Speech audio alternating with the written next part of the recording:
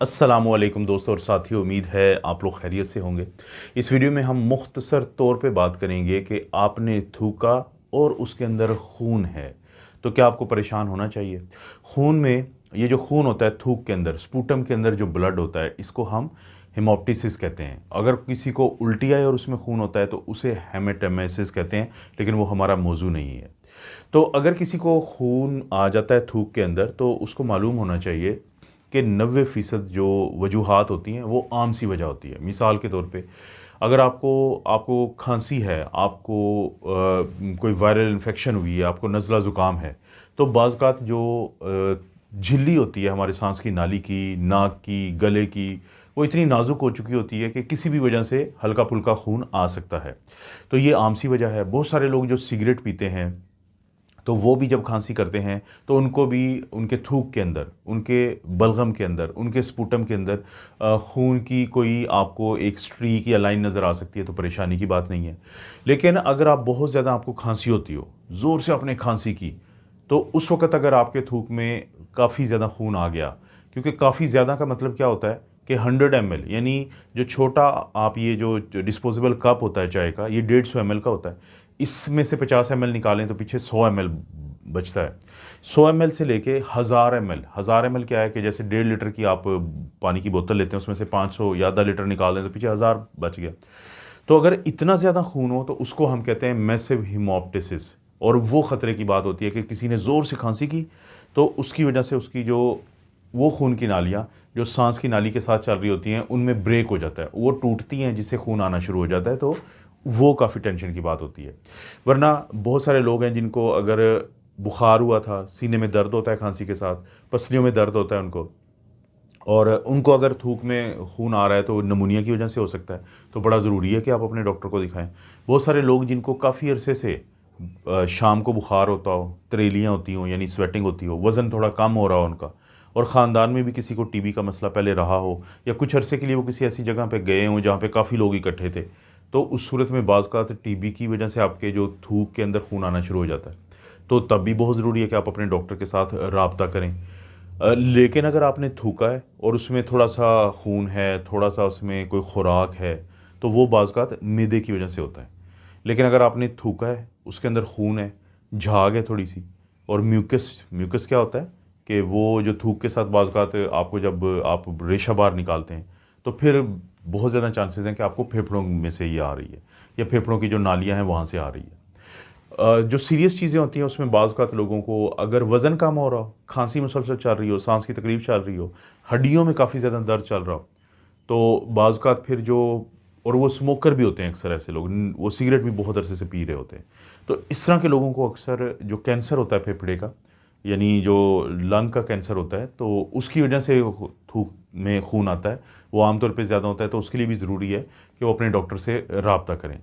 बाज़ लोग खून पतला करने वाली दवाइयाँ लेते हैं, मसलन वारफरिन लेते हैं, रिवारोक्साबेन लेते हैं, डेबिग्रेटिन लेते हैं, एबिक्साबेन लेते हैं, तो उनका भी खून क्योंकि बहुत ज़्यादा पतला होता है, तो थोड़ी-सी खांसी करने से उनको थूक के अंदर थोड़ा बहुत भी खून आ सकता है, ज़्यादा भी आ सकता है। तो अगर तो थोड़ा बहुत है तो खुद ठीक हो जाएगा, अगर ज़्यादा है तो आपको ज़रूरी है आपके लिए कि आप अपने डॉक्टर के साथ ज़रूर राब्ता कर लें। और भी बहुत सारी ऐसी बीमारियाँ हैं, COPD, chronic obstructive pulmonary disease, यानी दायमी जो मर्ज़ होती है सांस की, वो भी खांसी हर वक़्त करते रहते हैं, तो उनको भी सोज़िश की वजह से आ जाता है थूक के अंदर खून। बाज़ का दमा के मरीज़ भी जब ज़ोर से खांसी करते हैं सांस को बहाल करने के लिए, तो उसमें भी चांसेस होते हैं। बहरहाल अगर आपको बहुत कम है आपके थूक के अंदर खून, तो परेशान नहीं होना है, क्योंकि अक्सर ये खुद ही ठीक हो जाता है। लेकिन अगर वो ज़्यादा है या बार बार आई जा रहा है, तो फिर आप अपने डॉक्टर के पास जाएं।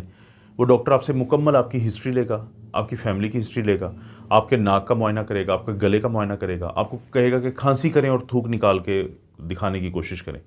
लेकिन अगर काफ़ी ज़्यादा थूक में खून आ रहा है, खून में खून आ रहा है थूक के अंदर, तो फिर आपका ब्लड का एक टेस्ट होता है जिसको हम सीबीसी कहते हैं, ताकि आपकी प्लेटलेट्स देखी जाए।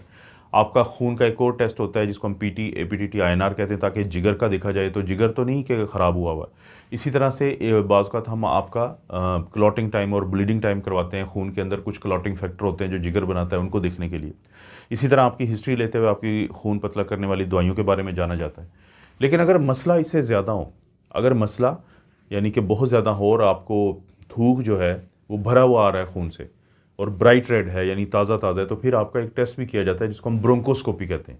वैसे तो एक्सरे भी किया जाता है, सीटी स्कैन भी किया जा सकता है, लेकिन फिर एक ब्रोंकोस्कोपी, स्कोपी हमेशा कहते हैं देखने को, और ब्रोंकी क्या होता है, ब्रोंकाई होते हैं वो नालियाँ जो सांस की नालियाँ होती हैं फेफड़ों के अंदर जो जाती हैं, तो जिससे कैमरे की मदद से देखा जाता है कि कहाँ से ये खून आ रहा है, उसके सोर्स को ढूंढा जाता है। और फिर वहाँ पे बाज़ का तो कॉटरी करते हैं कि करंट लगा के जो हल्का सा तो उसको खून की नाली को रोक देते हैं कि वहाँ से खून ना निकले।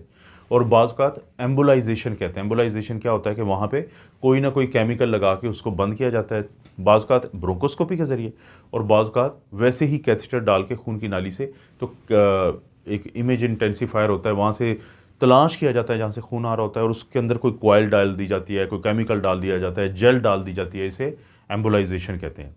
और ख़ुसूसी तौर पे आपकी अगर खून पतला करने वाली दवाइयाँ हैं तो फिर आपके कार्डियोलॉजिस्ट से मशवरा करके या बात करके, या किसी भी कार्डियोलॉजिस्ट से और पल्मोनोलॉजिस्ट से बात करके उनकी जो मिकदार है उसको कम किया जा सकता है। और इसी तरह से अगर आप सिगरेट पीते हैं या कुछ इस तरह का चीज़ है तो फिर उसका भी ख्याल रखा जाता है।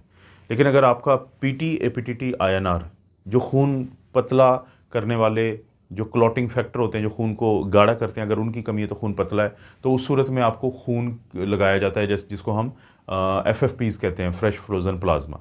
अगर खून की कमी हो रही है तो आपको हो सकता है पैक सेल या होल ब्लड लगाना पड़ जाए।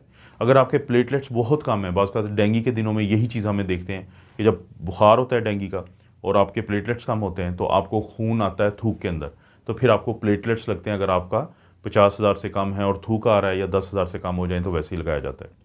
तो किसी के थूक में अगर खून आ रहा है तो परेशान नहीं होना। मैंने आपको बिल्कुल क्लियरली वजूहात बता दी हैं, उन वजूहात को सामने रखते हुए अपने डॉक्टर से रब्ता करना है और आपका बिल्कुल आसानी से इलाज हो जाएगा। आप दोस्तों को पता है कि इस चैनल पर इस तरह की वीडियोस मिलती रहती हैं। वीडियो को लाइक करें, चैनल को सब्सक्राइब करें। कोई वीडियो अच्छी लगती है तो दोस्तों रिश्तेदारों से शेयर के ऑप्शन से ज़रूर शेयर कर दें। आप अपना और अपनी फैमिली का ख्याल रखें। अल्लाह ताला आपको और आपकी फैमिली को हर किस्म की बुराई, बीमारी और आजमाइश से महफूज रखें।